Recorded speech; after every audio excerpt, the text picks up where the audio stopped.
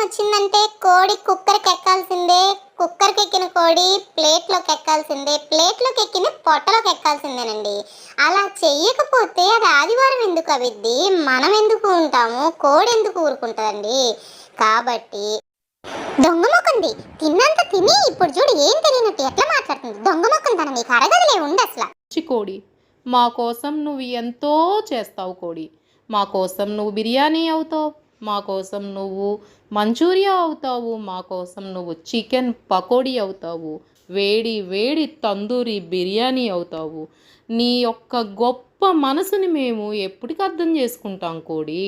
కాబట్టి తప్పకుండా నీ యొక్క త్యాగాన్ని గుర్తించి నేను వచ్చే ఆదివారం నాడు 2 కేజీల కోడి మాంసంతో 10 మందికి భోజనాలు పెడతాను కోడి. నేను చేస్తున్న ప్రతిజ్ఞ ఇది. నువ్వు తప్పకుండా నమ్మాలి.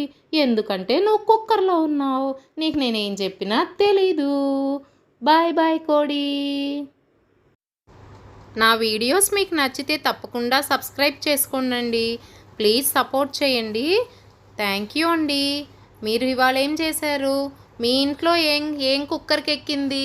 కోడా లేకపోతే దాని బంధువులా? కామెంట్